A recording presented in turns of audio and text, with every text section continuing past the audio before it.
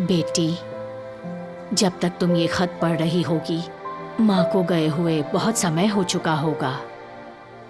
लगभग तुम 20 साल की हो चुकी होंगी। मेरे ख्याल से तुम बहुत सुंदर होगी बेटा, और कई जवान लड़के तुम पर अपना दिल निछावर कर रहे होंगे। बेटी, मैं तुम्हें एक कहानी सुनाने जा रही हूँ। ये कहानी 80 साल के दशक में युंगनांग में घटी हुई थी और एक सुंदर जवान लड़की थी। जब लड़की पहली बार लड़के से मिली तो वे केवल 12 या 13 वर्ष के थे। वे मिडिल स्कूल के प्रथम वर्ष में थे। ये चंद्र नववर्ष का प्रदर्शन कला समारोह था। लड़की स्टेज पर परफॉर्म कर रही थी। लड़के ने तुरंत उसे देख लिया।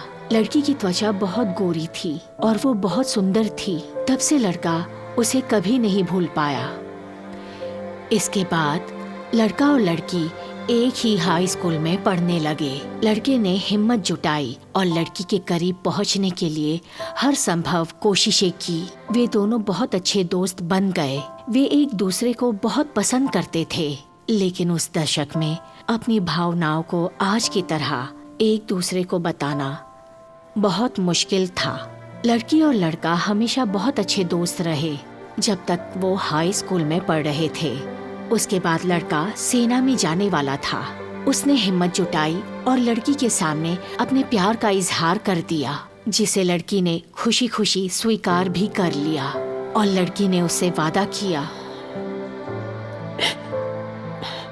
माँ, क्या लड़के को पता था कि वो उसका इंतजार कर रही है? जब लड़का आर्मी कैंप में था, वो दोनों एक दूसरे को पत्र लिखते रहे। हर 15 दिनों में उन्हें एक दूसरे का पत्र मिलता रहता था। हजारों किलोमीटर की दूरी पर उन्होंने अपने दैनिक जीवन की छोटी छोटी बातों के बारे में लिखना शुरू कर दिया था। अपने विचारों और भावनाओं को खत में लिखना शुरू कर दिया था। 3 साल बाद जब लड़का अपने परिवार से मिलने आया, उसने लड़की से शादी कर ली। बहुत ही जल्द एक बेटी पैदा हुई और उसका नाम उन्होंने जियोंग जियोई रखा। कहानी में लड़की मैं हूँ और लड़का तुम्हारा पिता है। शुरू में मैंने सोचा था कि हम हमेशा ऐसे ही खुश रह सकते हैं। अफसोस की बात है कि किस्मत लोगों के साथ धोखा करती है। उस समय तुम्हारे पिताजी काम में काफी व्यस्त रहते थे। उसके पास बहुत सी जिम्मेदारियां थी। वो साल में 2 से 3 बार ही घर आया करते थे। मैं बहुत मिलन स्वभाव की हुआ करती थी। हर एक से जल्दी घुल मिल जाती थी। हम दोनों ने एक दूसरे से काफी समय तक अलग अलग जीवन बिताया है। तुम्हारी माँ का विवेक साफ है, लेकिन तुम्हारे पिताजी ने तुम्हारी माँ को लेकर कुछ बातें सुनी जो नागवार थी। मैंने उन्हें बहुत समझाया कि ऐसा कुछ नहीं है, लेकिन उन्हें भ्रम हो गया कि मैं किसी और के साथ भी खुश रह सकती हूँ, और इसी सदमे ने हम दोनों को एक दूसरे से अलग कर दिया। तलाक के बाद मैं बहुत परेशान हो गई। कुछ ही दिनों बाद मैं तुम्हें लेकर कहीं चली गई। तब से मैं कभी युंगयांग नहीं लौटी। तुम्हारे पिताजी एक बहुत ही मूर्ख इंसान थे, जिन्होंने अपने प्यार पर भरोसा नहीं किया।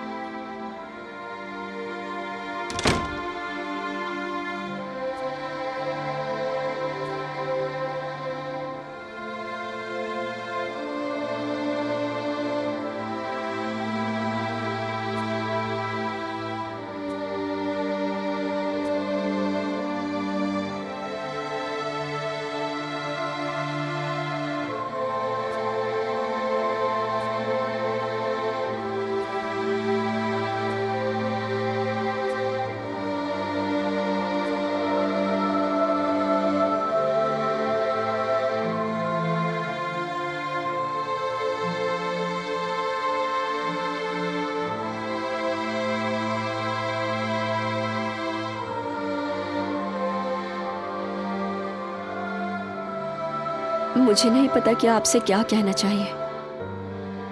बस अचानक लगा कि आपसे मिलना चाहिए। जब पता चला कि आप इतने सालों से रिग्रेट कर रहे हैं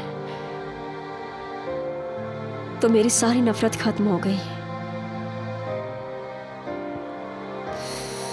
लेकिन कोई बात नहीं, मैं आपको माफ नहीं कर सकती। आपकी वजह से मेरी माँ उदास थी, यहां तक कि मरने तक अफसोस हुआ उन्हें। आपकी वजह से मैं हमेशा अकेली रही हूं। वैसे आपने मुझे कब पहचाना? उस समय आग लगी थी।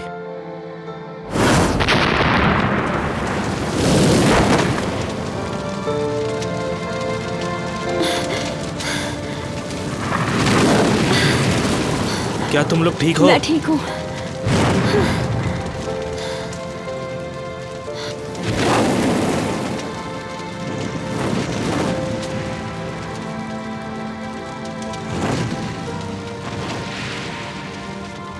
उस दिन मैंने तुम्हारी वो अंगूठी देखी, लेकिन मैं मूर्ख था।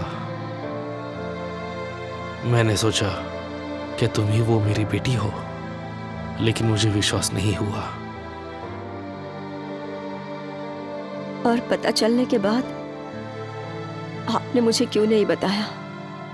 अगर मैं तुम्हें बता देता तो क्या तुम LHSD में प्रवेश करती?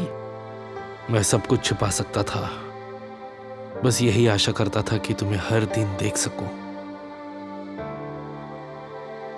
इतने सालों में आपने कभी हमारे बारे में सोचा? कभी ढूंढने की कोशिश की? इतने सालों में मैंने तुम्हें ढूंढना बंद नहीं किया, तुम्हारा कोई पता नहीं चला। इतने सालों में मैं हर दिन हर पल तुम दोनों के बारे में सोचता था। मुझे भरोसा नहीं है।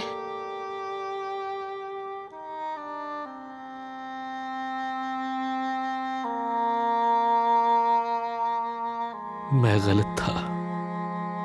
मैं तुमसे क्षमा मांगने के लायक भी नहीं हूं, लेकिन मैं तुम्हें बता देता हूं, मैं तुमसे प्यार करता हूं, तुमसे बहुत प्यार करता हूं। मैं केवल आशा करता था कि मैं तुम्हें एक असाधारण व्यक्ति के रूप में ढाल सकूं, और तुमने इस बात को सच से निभाया।